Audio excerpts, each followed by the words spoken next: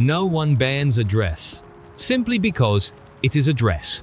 But in the 18th century, the British authorities of the time did something very close to that.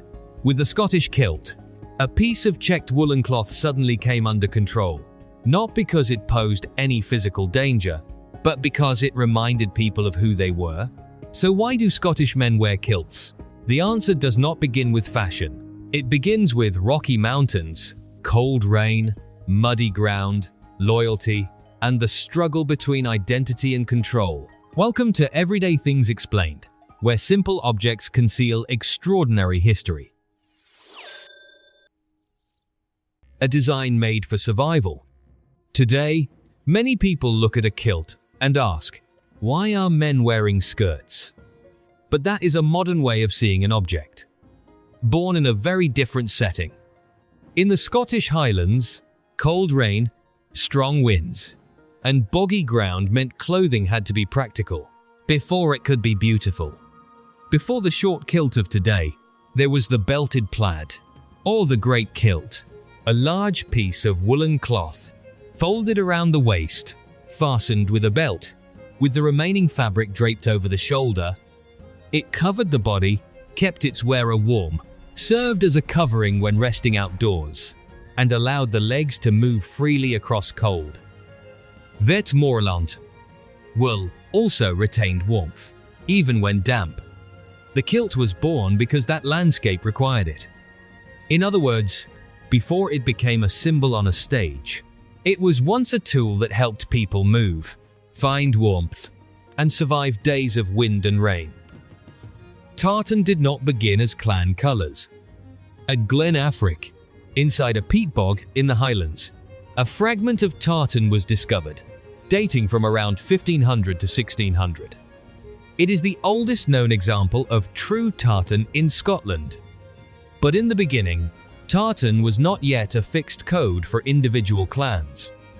Its colours depended on local dyes, weaving workshops, personal preference, and what people could afford. The early kilt was not the national dress of all Scotland. It was the Highland dress of the mountainous north. Only later did it become a broader symbol. This is the important shift. A garment adapted to the landscape began to carry the meaning of belonging. When a garment was banned, in 1745, the Jacobite Rising erupted. After the defeat at Culloden, the British authorities of the time sought to control the Highlands. In 1746, the Dress Act was passed. The law did not simply ban tartan patterns. It prohibited civilian men and boys in many parts of the Highlands from wearing Highland dress, including the kilt. Ironically, soldiers serving in Highland regiments of the army were exempt. What was feared was not the wool or the lines in the cloth. It was what they meant: memory, loyalty, and the feeling of belonging to the same land. After a rebellion, that sign of identity was treated as a threat. The ban remained in force for 36 years, until it was repealed in 1782. The Royal Revival. When the ban came to an end, the kilt entered a new life, ceremony, and Scottish pride. The turning point came in 1822, when King George IV visited Edinburgh. Tartan was encouraged at public events, and the king himself wore Highland dress at a reception.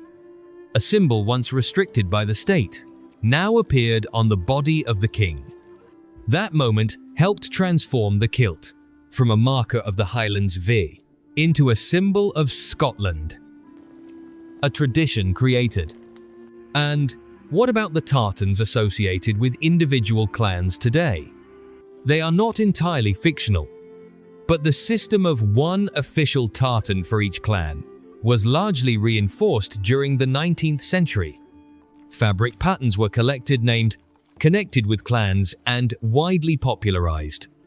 That does not make the kilt any less meaningful. It shows that tradition can change, from clothing worn to survive to a mark of identity, from something once controlled to a garment of honor, from a local object to an image recognized around the world. more than a kilt. So why do Scottish men wear kilts? Because it was never simply a skirt. It was once a solution for survival in a brutal climate. It was once a symbol powerful enough to be controlled. And then it became a garment of honor. The next time you see the folds of a kilt moving in the wind, remember, you are not merely looking at checked woolen cloth.